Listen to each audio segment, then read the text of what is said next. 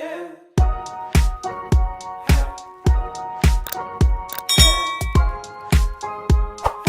Hey guys, welcome back to my channel. My name is Timbals M and I'm back with another video. Of all, I'd like to say thank you so much to everyone who has subscribed to my channel so far. We have reached 100 subscribers. Yay! I am so happy and I'm so excited that my channel is slowly growing. It is actually unbelievable. If you haven't subscribed, please do subscribe to my channel, comment and like, and become a part of my little community. In today's video I am going to be doing a Q&A. a while back I asked, I put up a poll on my Instagram and I asked people who follow me on Instagram to, you know, ask me anything, and they did ask me a few questions, and today I'm here to answer those questions. If I do put up a poll or ask questions, please do engage with me and ask me all the questions that you would like. I look forward to, you know, answering the questions and maybe sharing some things with you about maybe my journey abroad or anything that you would like. So yeah, let's get started. I think the most challenging thing about starting my YouTube channel was getting sick immediately after starting. So all the, you know, the things that I'd planned, my content plan for that month and for the, I guess, the 3 months, you know, after that, literally just, you know, went out the way, and I couldn't really film that much because I had a, you know, a nasty cold and I was coughing. I couldn't really speak well. I just didn't feel good, you know, to be able to come in front of a camera and create content or make videos.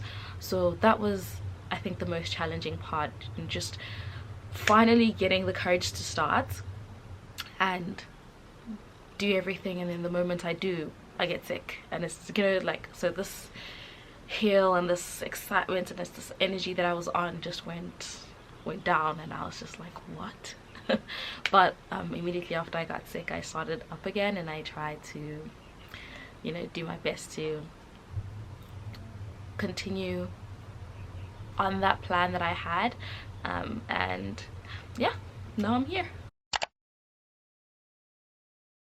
How was assimilating to a new country for me? I think I've always wanted to live abroad, like I think since grade 10, and things just never worked out. And I guess when this opportunity finally, you know, came about, I was like, let me grab it with both hands and just, you know, do it. I'd say the good about okay, moving abroad or doing this was the experience. I've met the most amazing people, I've had the most amazing experiences, and also just like learning about a different culture, a different lifestyle. I feel like the Chinese way of life is, it's so simple. There are certain things that I'm learning that I am implementing in my life, and maybe I would like to implement in my life in the future. I love that I am being exposed to something that's different, and that's opening my perspective up to, you know, thinking differently, wanting more for myself, and, you know, more than anything, challenging myself in every way possible. So yeah, I think that's the good. I love it, and I'm definitely excited to continue and see what life in China, or life in Shanghai rather, is going to be like. And obviously the bad has been COVID. I left home and got into China, and immediately, like I think 5 days after, 5-6 days after I arrived, the borders closed.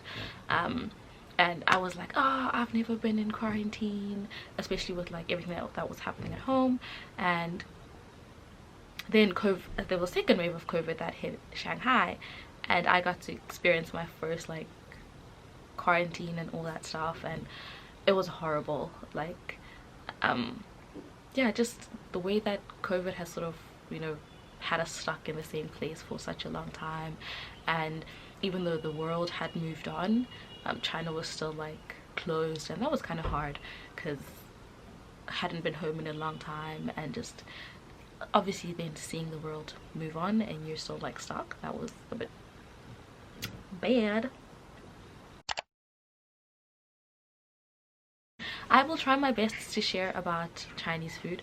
I will say that not I wasn't the most adventurous eater before, and I still, you know, have my restrictions, but I am open now and I am trying to, you know, learn about different food and learn about different things. I don't really know much about Chinese food. Like, I'm not an expert to, you know, make a whole video about it, but if I do find like interesting things and maybe I do go to like a Chinese restaurant, I, you know, will be sharing that. Maybe share my favorite Chinese meals, and like do like snack videos like what I just did in my previous video. If you haven't watched it, please do. And yeah, things like that. So I will be sharing things that are, you know, things that I like and things that I'm interested in about Chinese culture, and food is definitely one of them, because I feel like the food is amazing. Just, you know, gotta eat what you like and, you know, leave what you don't like. So yeah, I definitely will be sharing that. My go-to restaurant in Shanghai has to be Chili's, the one in Pudong area. Well, I haven't been there in a while, but for the longest time it was my go-to restaurant because the food is always on 10, and the view is just absolutely amazing. So, you know, 2 for 1, and great, you know, great atmosphere. Everything about it is amazing. So when I, you know, just want to eat some good food and just have a good time, that's one place that I, you know, always go to. And recently a new place that we found is the Queue. Everything about that place is amazing. The drinks were on 10, the food was on 10, the vibe, the atmosphere, everything about that restaurant is pretty cool. So yeah, that's my new place that I'd say if I just want to go and have a good time, good food, good drinks, that's where I'm gonna go. But yeah, there's a lot more there are a lot more restaurants. Dating in China is the pits, child. It is the ghetto. It is the absolute ghetto. But yeah, it is the absolute ghetto.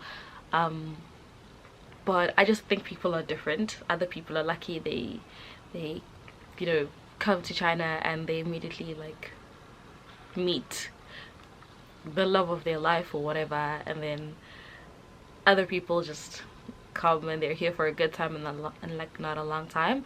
So yeah, but I personally think that it's the ghetto. Yeah, that's what I'm gonna say about it. Maybe we need like a whole nother video with some guests to unpack this topic, because wow, wow, wow, wow, wow. Looking back now to when I was 18 years old is such a blur, because I don't even remember.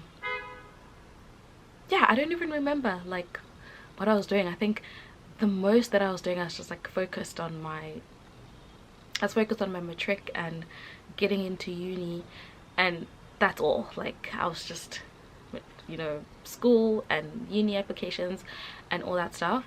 But I would definitely say 110% that 18-year-old Timberlady would be super proud of me right now, because everything that I'd said I would do, I did, and more.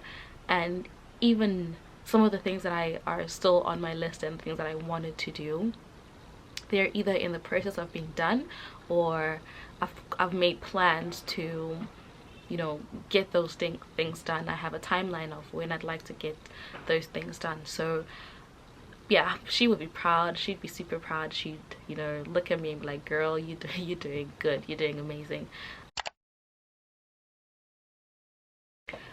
At the moment, moving to SA or moving back to SA is not in my plans. Yeah, so I think I'm an international babe for now. It is kind of hard, I am missing out on a lot of, you know, family time and a lot of family activities. My parents are getting older, and you know, but thank God for FaceTime and all that stuff, then we can keep in touch. But I'm definitely an international babe for now, and I don't know what the future holds, but I would like to keep the international streak going for as long as I can.